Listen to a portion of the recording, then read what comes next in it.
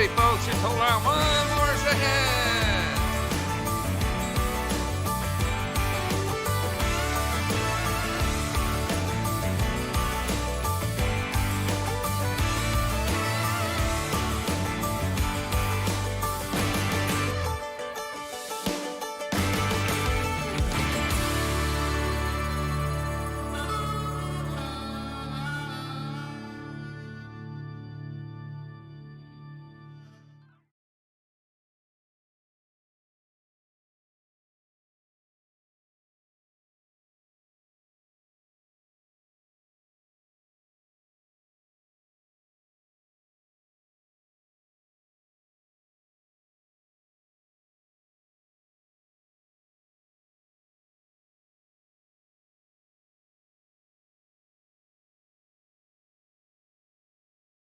All right, now I got sound. Let's start that over again. Welcome. You guys can hear me now, I think. Yeah. So I'm going to hit record before I forget to do that. There we go. Welcome to the all-day virtual craft festival. It's been a long day, a lot of great crafters. I hope you guys all had a really good time, and we've got one more person after me. That'd be Carl Jacobson. Always does a great demo, so we don't want to miss that one. So today, I am going to make a beehive box. Something along these lines. This one's kind of a dud. There's a practice piece though, so I'm not too worried about it. So we got some bright lights in here today. Let's see if that helps. There we go. So we've got the inside, of course. A little bit of texturing on the inside, some texturing on the bottom. We're going to go through all that. And if I get through it fast enough, we'll see how it goes. You know how my demos sometimes go. I'll try to make a magic wand at the end. I got 15 minutes to spare. So let's get on it. I'm going to grab me a roughing gouge here. And that's a good view right there. I'm just going to rough this piece down real quick.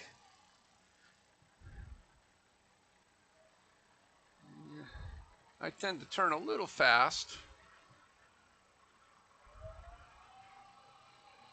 So we got it at about 1800 RPMs, thereabouts.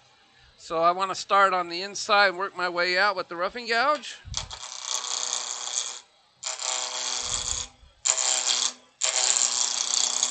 And we're just going to turn it around get the basic shape going here.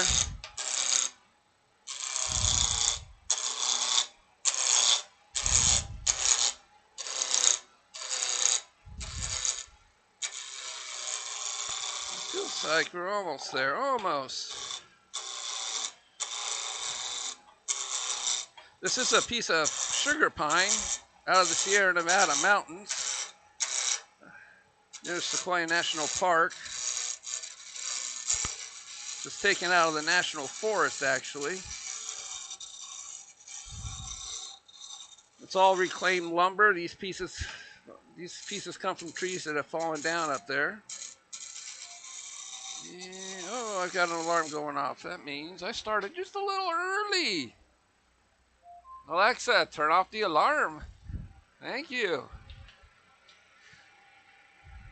But that'll give me more time to maybe make that magic wand after all. So let's have a look, see where we're at. And we're almost round. As we can see, we're get some of that rest of that off of there. Clean that. Get to the clean part of the wood.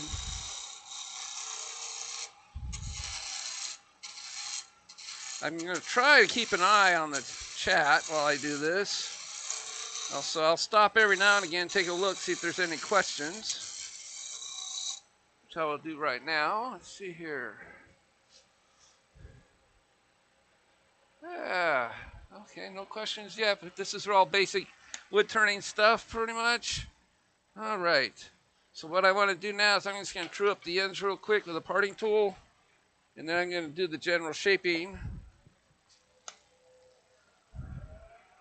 with the large parting tool. I want to make a a tenon at this end, but I'm going to true up the end first.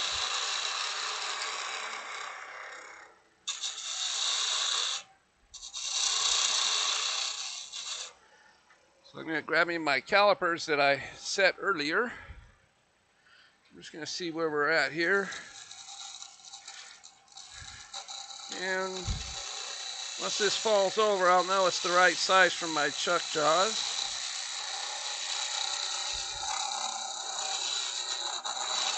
There we go. That's what we needed there.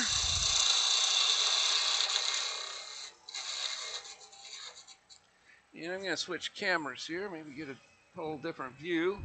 I got alarms going off everywhere, don't I?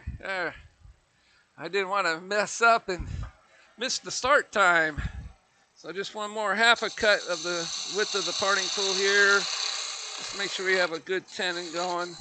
Since I'm using a Talon jaws or a Talon chuck,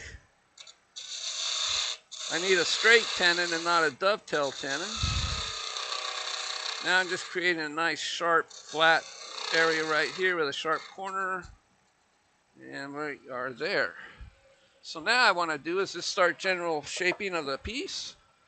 So this is going to be the, you know what, I'm going to turn it around, put it in those jaws while I'm at it, while I'm thinking about this. So I'm just going to true up this end real quick first.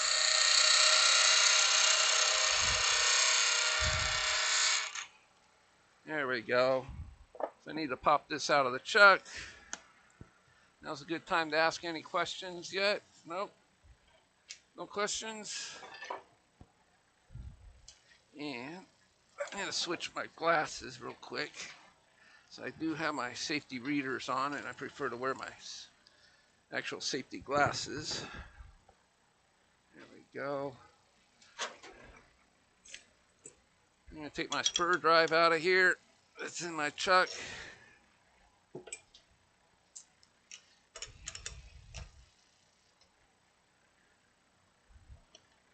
And that's perfect depth there. We don't want the tenon out in the bottom of the jaws, or it's not going to seat nice and tight against the jaws right here.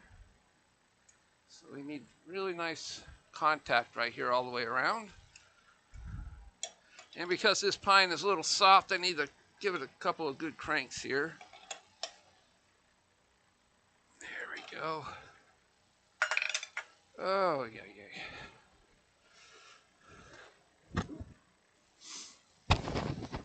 There we go. Now we can start shaping it. So I'm just going to use my large roughing gouge again and just get the general shape going, and then we'll switch over to a smaller roughing gouge and then work our way to a spindle gouge. I'm going to slide my tailstock just a little further back.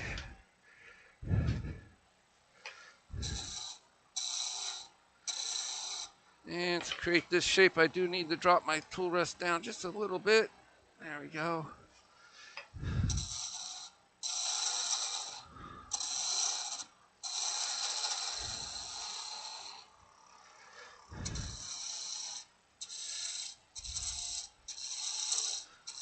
We're not going to use this whole thing for the box. So I'm just going to grab a pencil. I'm going to mark it using my other pre-made one here, just to give you an idea how deep we're actually going to go. And just leave a little room for play right there. Grab me my parting tool again, just mark that that way I don't go beyond this area here. Just a little ways. So also give me room to work with around this for the shaping. I don't want to go any further than that.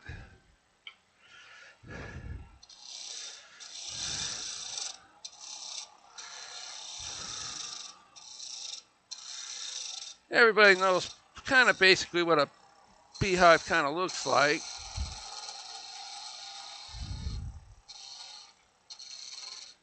All right, so that's about as far as I can go with the big roughing gouge. I'm going to grab me my smaller one here.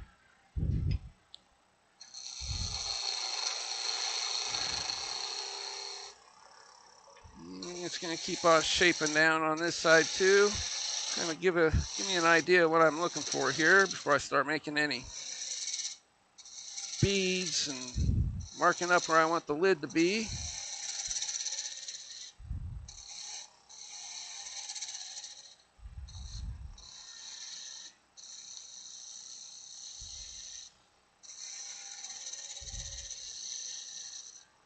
All right, so now I need to readjust my tool rest, bring it around here so I can get rid of this part up on the top.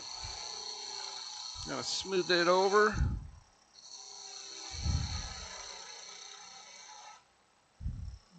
Let's see if I can get a better picture of that here. So you guys can see what I'm doing there.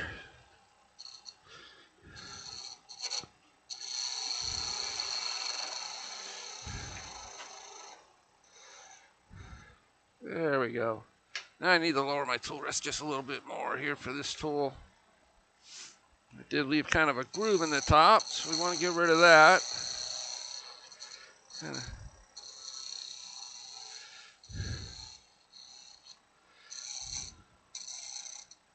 And now that I got that part done, I could finish up the shaping here so I got a pretty good idea of what the dome top looks like.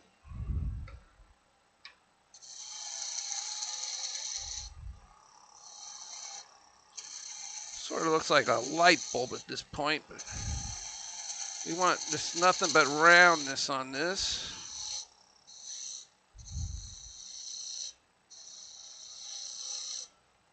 I think I got a pretty good shape going here now. So I'm just going to do a cleanup real quick. It's kind of nice, gentle cuts, and I'm going to sand it with 120 real quick just to get rid of any tool marks, and any dips and bumps that might have shown up during using the roughing gouge here. So just 120 will really do a really quick job on this.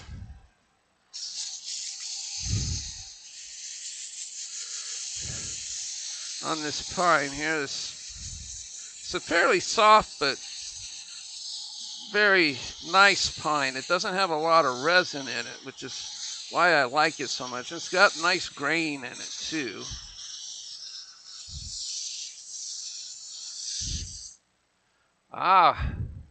What made me decide on this project? Summertime. Summertime is always a good time. You see the bees out. Springtime, summertime.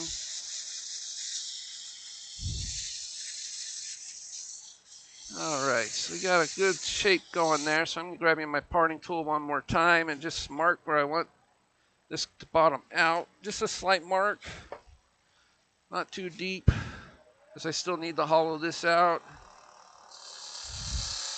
Give me an idea where I want those beads to end.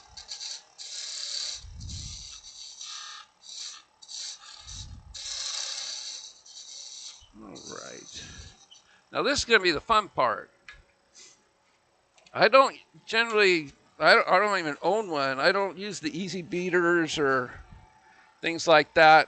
I like to do my beads by hand, just with a simple parting tool.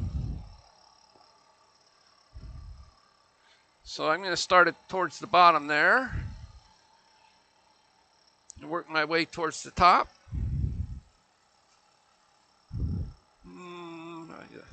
Almost forgot one step though.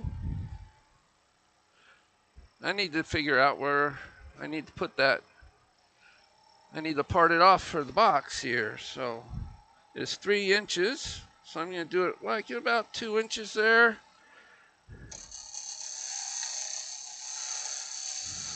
This is basically the tenon that's going to go inside the box. So I'm just going to make it kind of deep. There we go. And one more slight little cut there, and then I'll part it off with my thin parting tool when it comes time to do that portion of the piece. So I'm going to start at the bottom here, and I'm just going to start rolling beads by having my tool straight up and down. I need to adjust my tool rest just a little bit down here. And what I do is I just do a simple, I get the bead bevel rubbing, bring the tool handle up until it starts cutting. Then I just do a simple twist and a push in, just like that. And I'm just going to continue that all the way down. I'm not trying to make each bead exactly the same. As if you've seen beehives, towards the middle, the beads get a little bit bigger.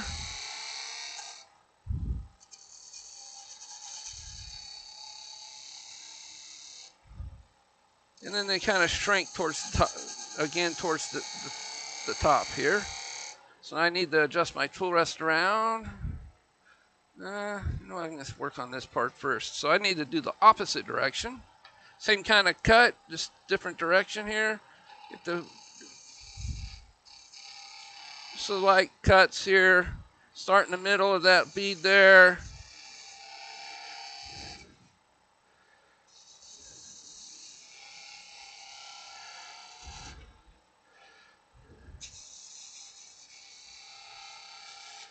And you can see those beads forming pretty good.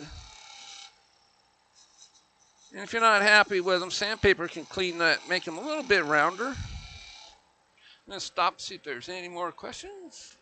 You have a preference on tool brands? Well, this one is a Henry Taylor spindle gouge. It's the M42 type of steel. I like Thompson. I started out using Sorbies, and I've still got some of those left, but I've kind of grind most of those away. And so I've been replacing them with more better steel type of tools. All right, so we're going to start up here again. Oh, that's too low. All right. So this is a little different because we're making beads on a curve. So you got to take that into account here. So we'll have to adjust the tool rest every now and again. So I need to make smaller beads here. I'll probably grab me a smaller spindle gouge as I work my way towards the top. And I have one right here. There it is. This is the old Glazer. Yep. Very old. What is this? Yeah. An old Glazer tool. Pretty cool. Huh? It's made in Portland, Oregon, 2007. I like these old type of tools. I need to raise my tool rest because this is a smaller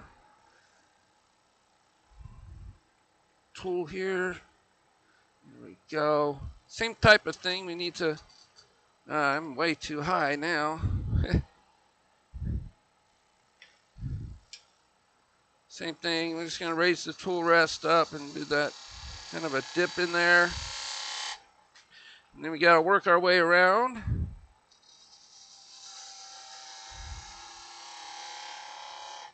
Gonna make the beads a little smaller as we get towards the center. Yeah, we need to adjust it one more time down. That way we're cutting that bead right on the center here. So we just need to come back and adjust these, just nice little.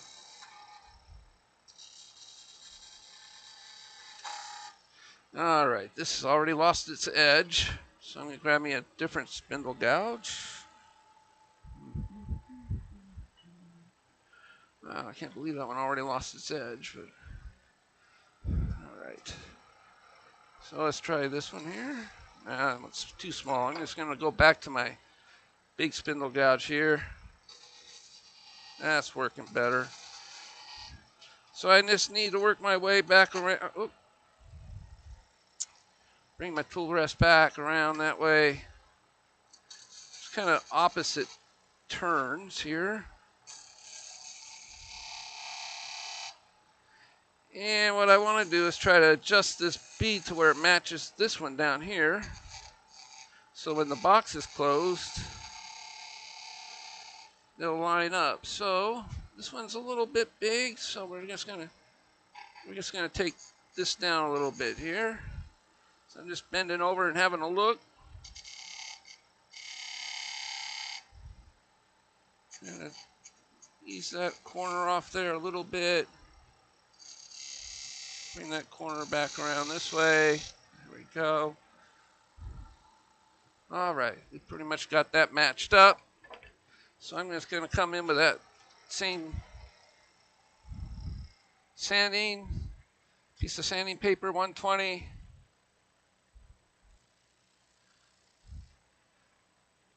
Which side of the bead is more difficult? Depends on if you're left-handed or right-handed. If you're right-handed, going towards the headstock, it's a little more difficult. If you're left-handed, the right turns are a little more difficult on you. It's a good question, though. Let me turn that up just a little bit. This just helps you round over the beads. Yeah. Want nice curves on these. So get rid of any tool marks that might have been left behind.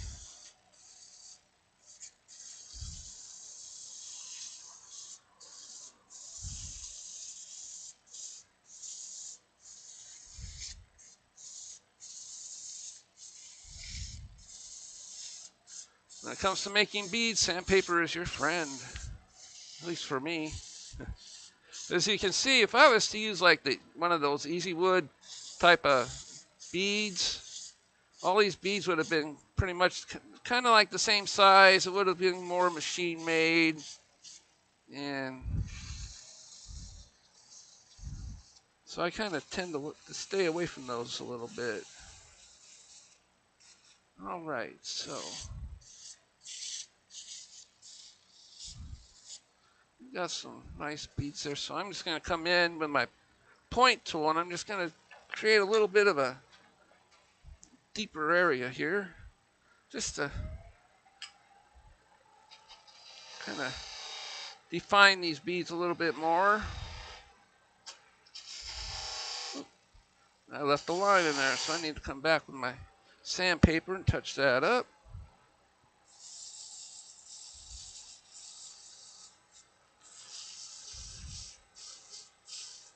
There we go.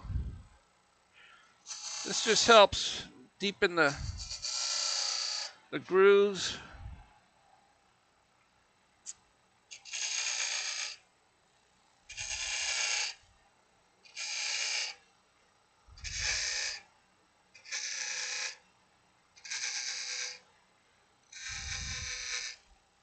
All right. So what I like to sometimes do, but I can't do it in here, I don't have a piece of formica. Sometimes I'll get a thin piece of wood or formica, and I will burn lines in between all these grooves, but I don't have any on hand right now, so we're just going to leave it at that. So what I want to do now is I'm going to grab me my small parting tool. Well, first I want to there's kind of a little bit of a groove on this tenon, and I also want to make sure it's good and parallel. So I'm just going to glance down there. So we can go a little bit deeper now.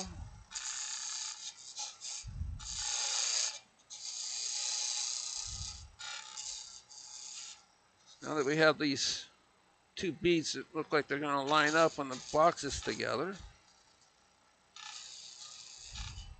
So I'm going to grab me my very thin parting tool here, and I'm going to part the lid off.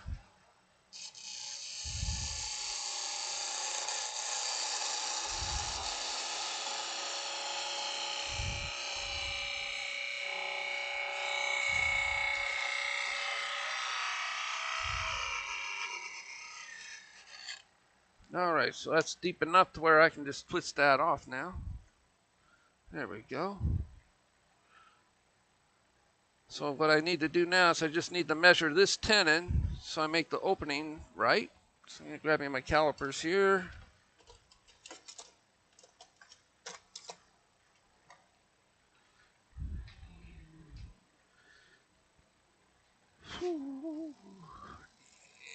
slide some of these tools out of the way.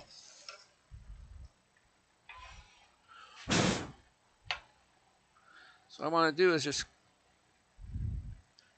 measure these here. Measure that tenon. There we go. That's good. We'll lock that down. Put that over here for now. Swing my tool rest around. And I'm just going to create a mark using my calipers. I'm just going to bring it up just gently, right on. And then I'm just going to make sure this point touches the wood, this point does not. Because you don't want these things flying back at you, that's for sure. So I'm going to turn down the speed a little bit here. We don't need to do this at a high rate of speed. So I like to start on the inside, work my way out until I get the right line going here. Just a little bit more out. All right, we are lined up. And we'll creep up on that when we're hollowing the inside. So for this, I'm going to put the post right under the center of the center of the wood. That way when I'm drilling a hole with my spindle gouge, I got the most support out of my tool rest. So we just need to speed this up again. I need to get rid of, a little too fast there. Get rid of this little nubbin here. And what I'm going to do is I'm just going to bring my tool in sort of like at 45 degrees. And I can just do some peeling cuts. Just instead of going in, I'm coming out, because going in I'll be fighting in grain. And I'm just going to get you guys a better view of this. So, there we go. That's a good view, right? Yeah. So I'm just going to bring this out just like this. And I'm just going to adjust that camera around just a little bit. Just to get a better, maybe a better angle. So I just push the tool in at 45 degrees, kind of like a drill bit. And then I bring the tool out.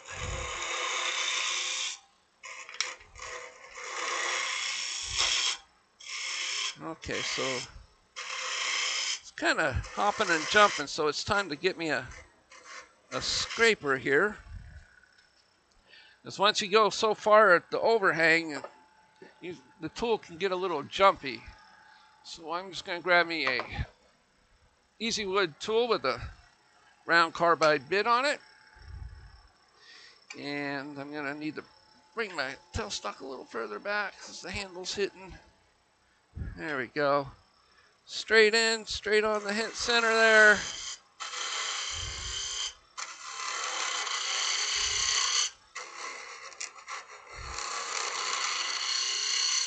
And I'm trying to remember to match the shape of the inside to the outside here.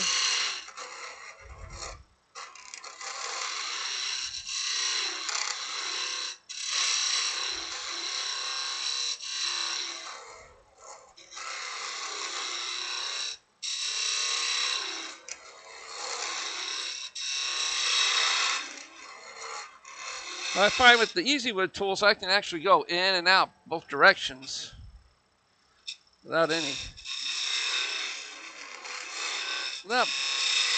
much difficulty.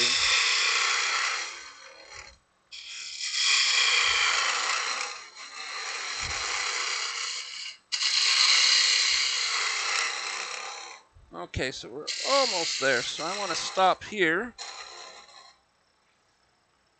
And I'm going to grab me my box scraper and just put a straight parallel cut right into the side here. Going in straight, tools. I got to move my tail center out of my. It's just kind of a cumbersome thing having it right there. All right. So I need to lift the handle just a little bit. Need to raise the tool rest a little bit because this is a scraper. So it needs to be a little bit above center. And here we go.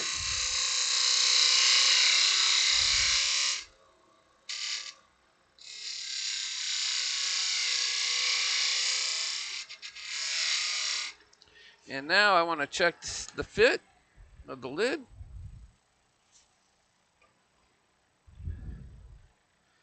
And we are almost there. Just about. Now this part is going to be the fun part, because I like to texture the inside.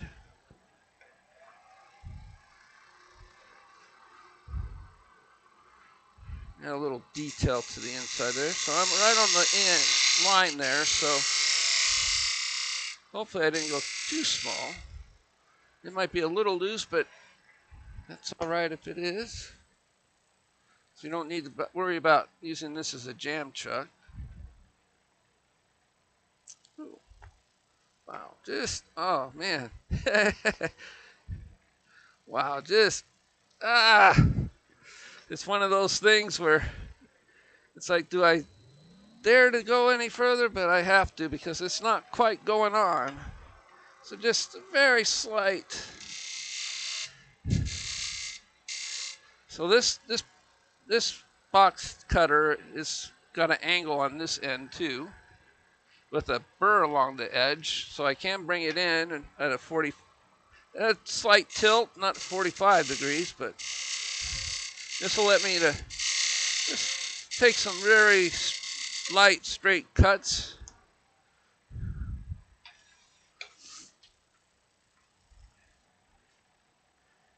Okay. Oop. Well, you got a pop fit there, see? Yeah. So I don't like it when it's quite that tight. I don't like when you pull a box lid off and everything goes flying out because it's just a little too tight. The reason why I don't want to sand it is because that can actually mess up this cut. It could actually create a thicker area on one part and a thinner area along here. And when you twist the lid, it could get, actually when you turn it like this, if you use sandpaper, you won't be able to turn it like that because it'll actually jam on, loosen, jam on, almost like it's threaded. We got a good fit there though, just like that. Okay, so we need to adjust that size of that bead right there. So I'm gonna grab me my spindle gouge and adjust that right now. I'm gonna pull the lid off. Where are you? There we go.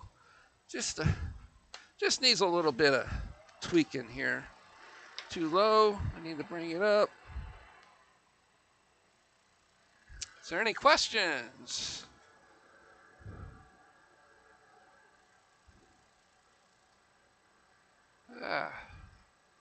Looks like everybody's having a good time chatting. That's great. So I'm just going to kind of make this bead a little smaller.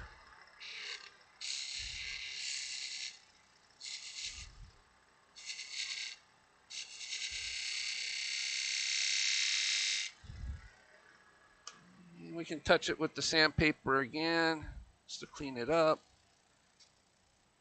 That's much better. All right, so we got pretty equal beads all the way around. This one's a little bit bigger than this one, but that's how nature is. It's never exact. So we're just going to clean up this face here. I also like to soften this just a little bit right here on the corner. So that way when a lot of the use of the pulling and putting the lid back on and off, if this is a little soft, it won't tend to crack the wood as much. If it's like a really hard surface, sharp corner right there, and you keep popping it on, off, on, it can cause a stress crack in there, as I found out. So, what time are we? Okay, we're doing good. All right, so I'm just going to part this off. So I'm grab me my parting tool here. And then we're going to hollow the lid here in just a second.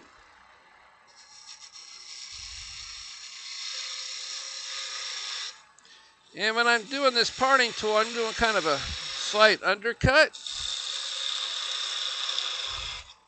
which will allow the box to sit flat on the table just around the edges here. And I'm going to touch that corner up with this because there's kind of a sharpness to that. And I'm just going to look over the beads one more time just to see if there's any more tool marks left. Doesn't look like it. All right.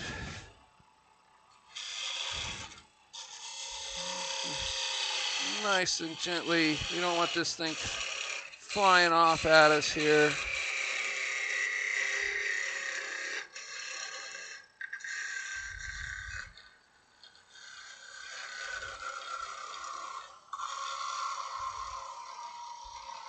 And we are going to reverse the so we can clean up the bottom in a minute here, because we do need to get rid of that little nubbin right there.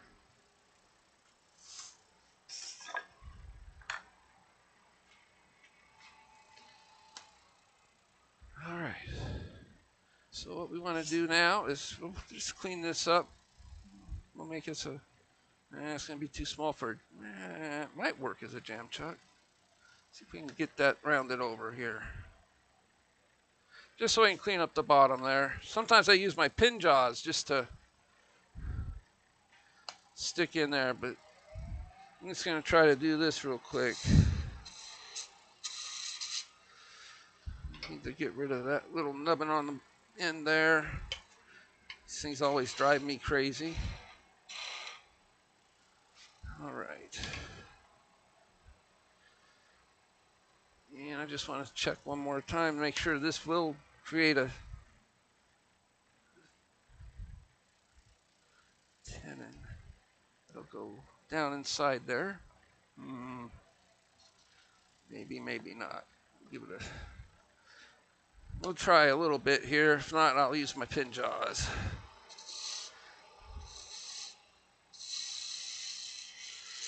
Trying to match the curve on the inside of the box here.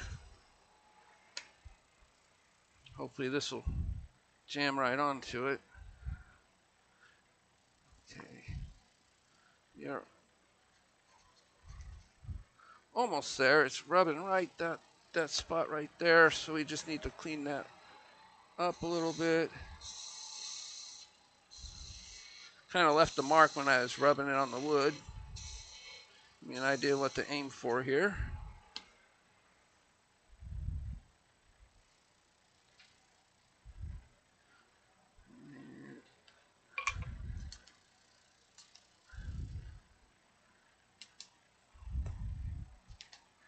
Almost.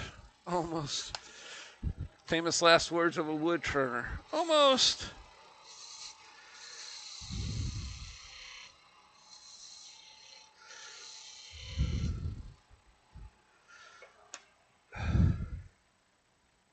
Let's see if we can get that on there good and tight here. Feels like it's on there pretty good, actually.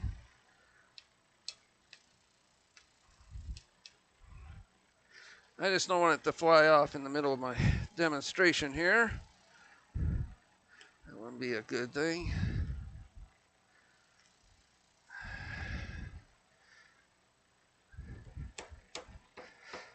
Seat it on there really well. And we'll see what happens here. I just barely need to clean this up. So if it pops off, well, everything will be fine. It's a small piece. It's not going to cause any damage if it does come off. So I'm just going to do some cuts towards the headstock. If I go towards the side, it will tend to pull the piece off the jam chuck here. So I'm just going to clean this up. Yeah, still got that little nub in there. I want to get rid of that.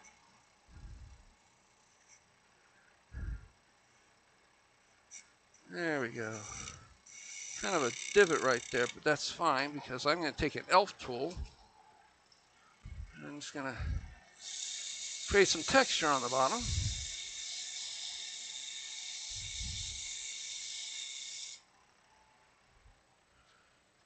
That's an elf tool, you might ask. Well, it's one of these little boogers. It's just a carbide little cutter with a. It's got a bearing right there and a rare earth magnet in the bottom to help hold it in place. And you can do all kinds of designs with these. These are just really great here. So I'm just going to see if I can get a floret going here right in the center. This is soft wood, so it tends to cut this really well here. And we're going to stop there. We did get a kind of a design right there. That looks nice. So I'm going to grab me my little point tool and just help highlight that. And when I put oil on it, these kind of texture marks will show up. They'll create shadow lines.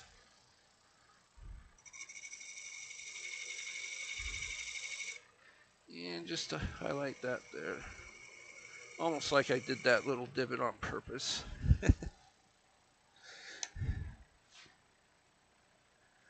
All right, so we got a nice bottom going there. So we can pop this off. Grab my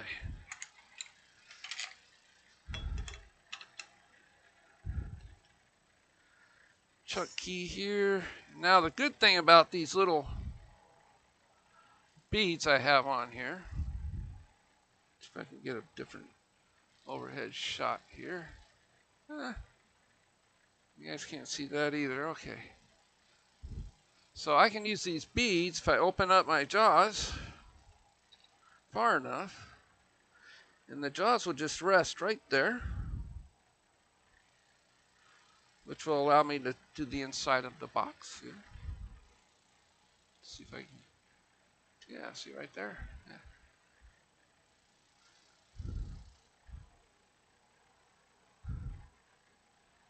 Just snug it up. It doesn't need, this is soft wood, so it doesn't need to be like, oh my gosh, it's crazy breakneck stuff here. All right, so we got a good view of that. What time is it? Okay, we're at 4:36. We're doing good. We're doing good, folks. All right. So I'm going to use my parting tool to create steps going towards the inside there. So I want to make sure it's going to be cutting on center. And I got the tool right there. Yep, that's a good height for my tool rest. I'm going to turn up my lathe. It's a little too fast.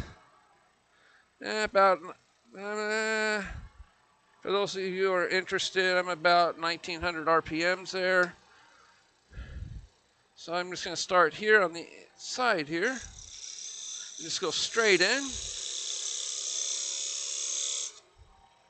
And then each subsequent step just goes a little bit deeper.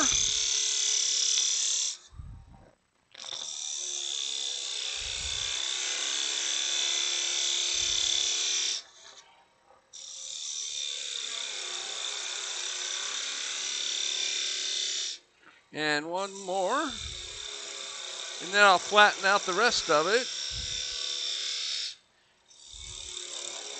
so I can create another texture on the bottom of this part. Okay, so I need to lower my tool rest just a hair to get that part out. And we're not quite at the right angle for the center part here. Just kind of cut it right down the middle there. Oh, this looks like a bee stinger, huh? I thought I did that on purpose. So I'm going to tilt my tool rest or my parting tool at just a slight angle so I can get rid of that nubbin on the bottom there. I come up from the bottom. I'm at the wrong camera. Sorry about that. There we go. There. So I just want to get rid of that little nubbin that's in the bottom. So I'm just going to come in with my little spindle gouge here and just clean that up. Get that rid of that. There we go. And I'm just going to touch it with a small piece of sandpaper.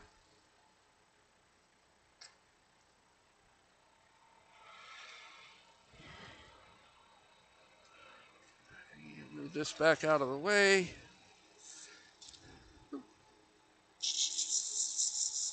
Just clean that up real quick. There we go. Now I can bring the elf tool into this part and create sort of the same type of design.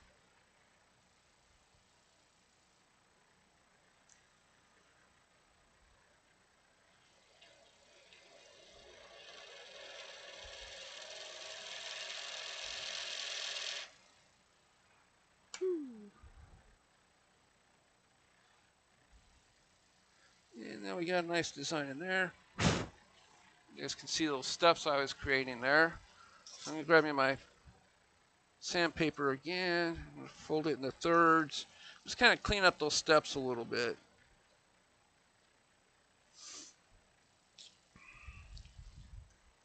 I want to move my tool rest out of the way.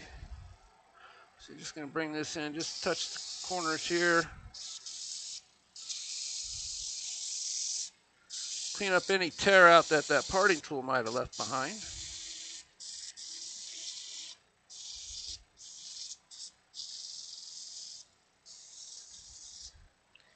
And I'll probably grab that point tool and highlight that center part where the elf tool cut. So it's about right in that area. All right, so I just keep an eye on it when I switch on the lathe. Doesn't need to go very deep. There we go. And it looks like we're just about done with this project. All right, almost. There's a little added thing we need to do to this beehive to make it look like a beehive, more so than it already does. All right, so as you can see, we've got a nice looking beehive there, but there's something missing. I bet you guys are already ahead of me on this one. So let me grab something here. All right. And go to the overhead so you guys can see what I'm doing here. What am I talking about? A bag of bees.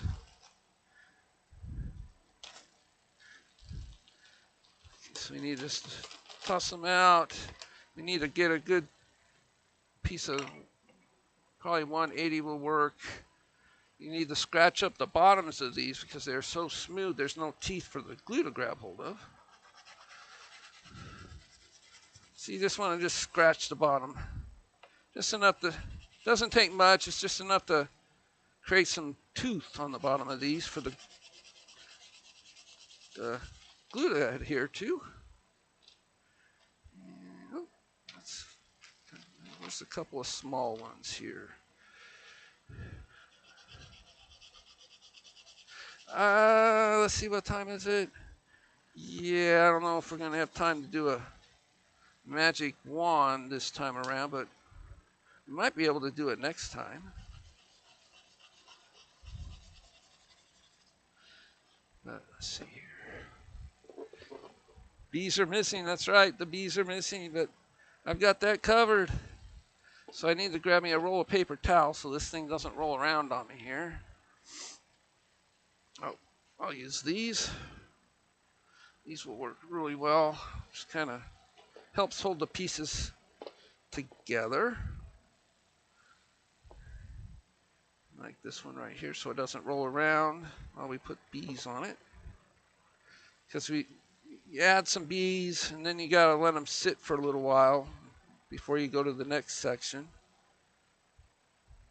This is just simple, this simple clear tacky glue you can get at most hobby shops or craft stores like Hobby Lobby or Michael's. They sell it.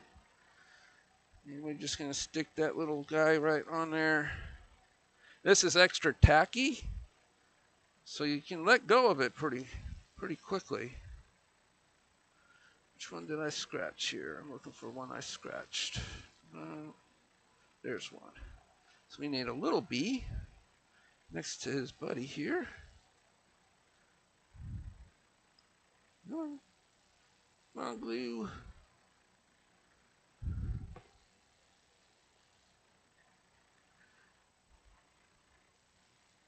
And we can just kind of stick them on there. We can roll it a little bit.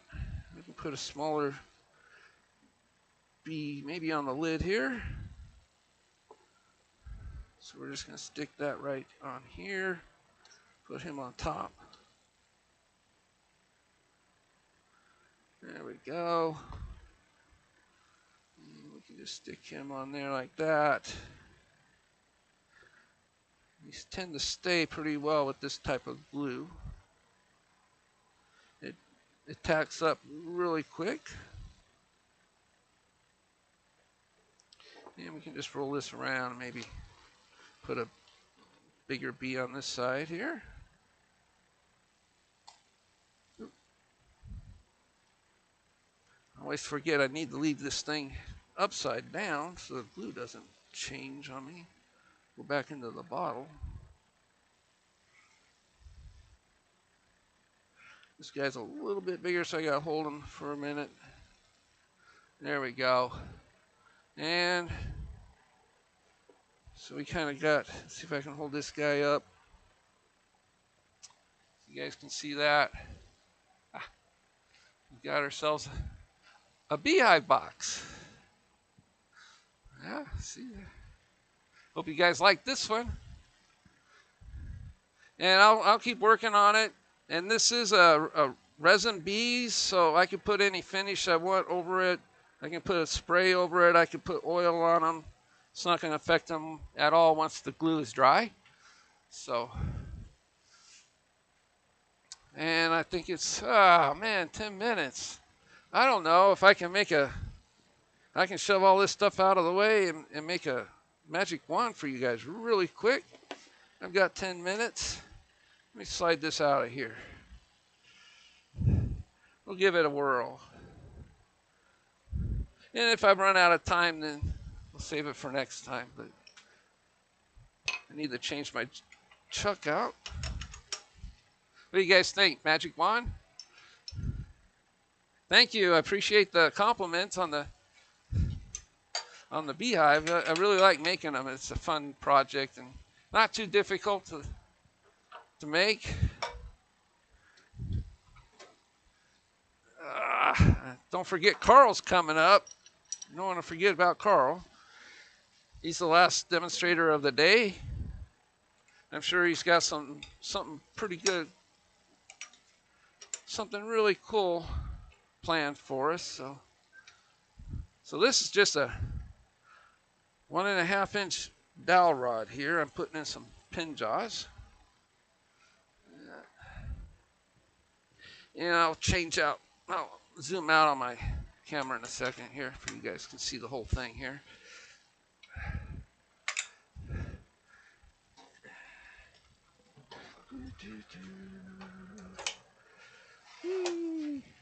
All right, here we go. Let's zoom out. Oh, wrong direction. A little too close. There we go. And I need to put my larger tool rest on here.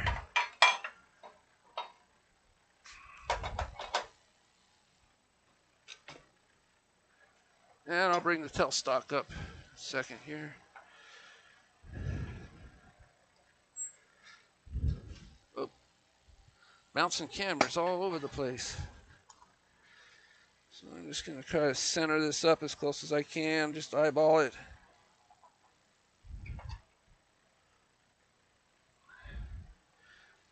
Can't remember how long this thing is as far as measurement goes.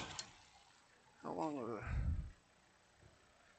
this is a 15-inch long piece of dowel. It's 1.5 inches in diameter.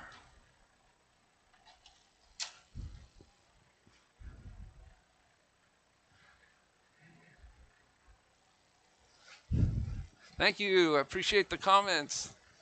Really appreciate that. So we're going to grab a pencil here and determine how big of a handle we need. So if I was to grab it myself, right about there is probably a good place to put a bead for the handle. Okay, so it is out of not running really true, so I'm just going to adjust that a little bit here. One more time. Get a little closer. Famous last words, huh? A little too much. Well, I'll just true it up. As long as it's in between centers and tighten the jaws, it'll be fine. All right. Let's grab my roughing gouge. I'm just going to true up the ends here and see how it's wobbling just a little bit.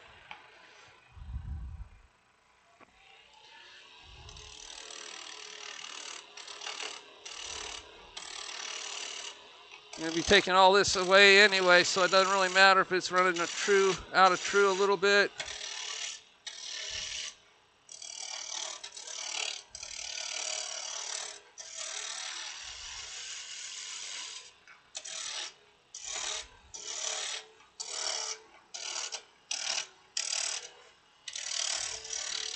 Now I'll remark that in a second here.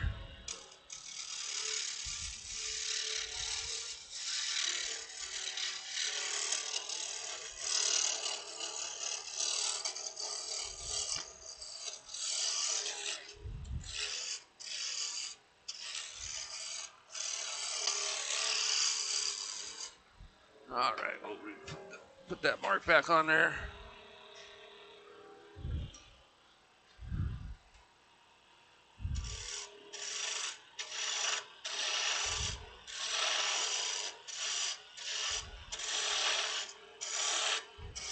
This is more of a production turning of a wand, I guess you could call it.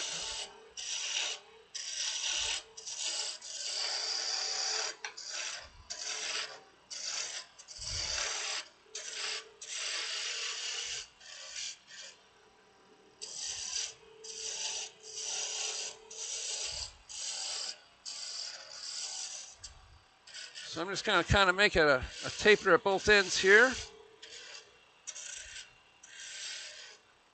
I'm going to come back here and do the same thing, coming.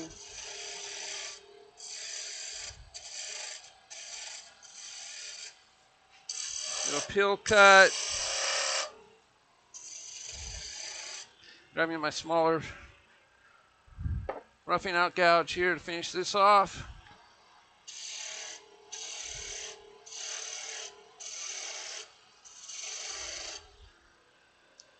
All right, 8 minutes. Can I do it?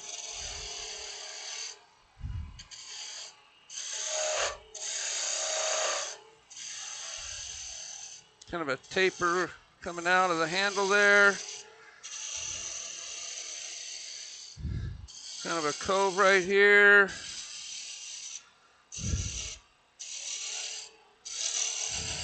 Seems still a little too thick for a magic wand, so I'm going to take this down real quick.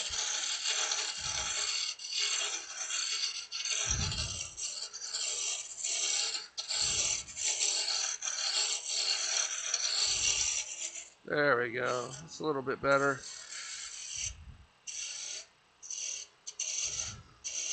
Kind of a long taper into a cove right here. Kind of ease the cuts a little bit better there. And I'm just going to kind of thin it out as I go towards the top.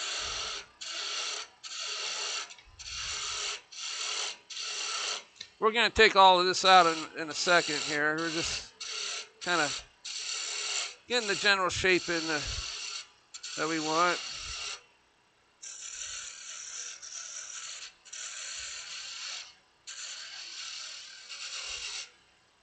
All right, grab me a spindle gouge here.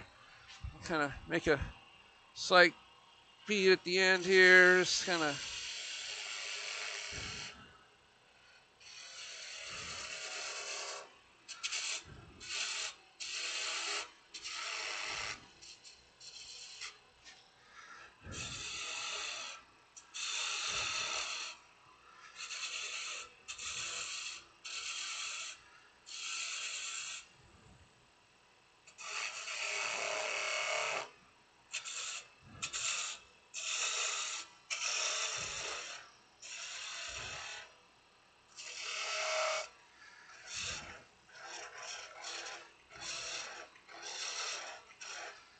My small roughing gouge again, just to clean that up. All right, don't worry, Carl. I'll get it done before you start.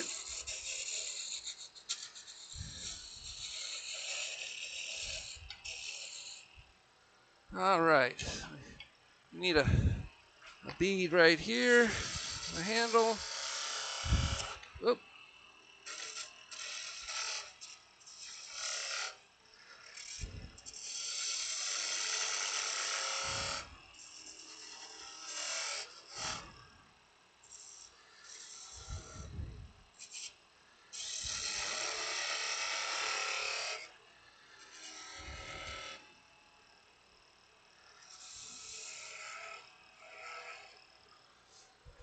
Now, generally, I would have sanded this already.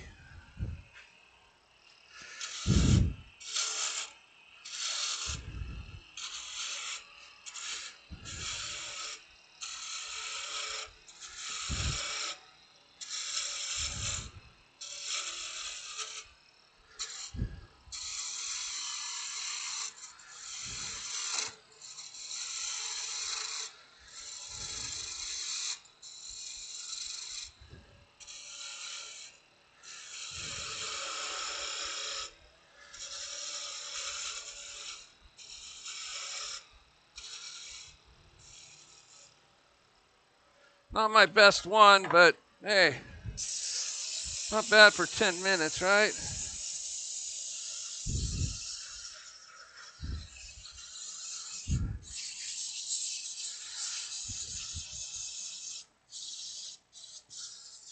Not sure how many people are still watching. I need to take a look, see here. Still got 35 people watching, yeah. Everybody's gonna go talk, see. Oh, I knew it. Messed that up on the end there, but I didn't need to worry about that. Everybody's gonna go see Carl, which I don't blame them, that's fine.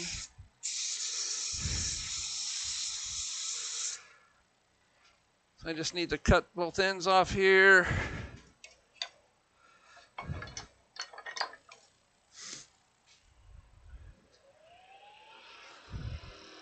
Three minutes.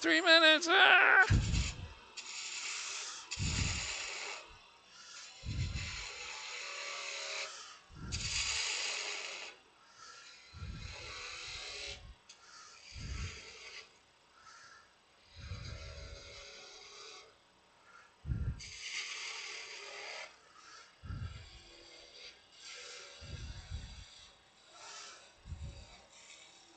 Almost where it's cut off.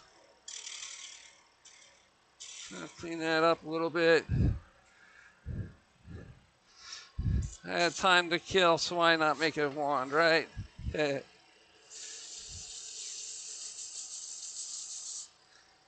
All right. So we're gonna grab me my parting tool, and we're just gonna part this puppy right off of here. Kind of.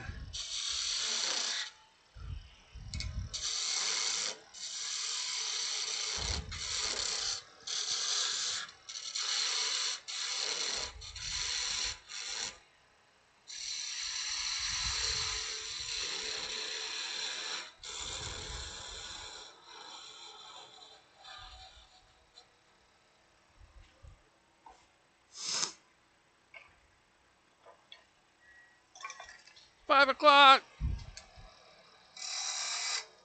There it goes. Darn.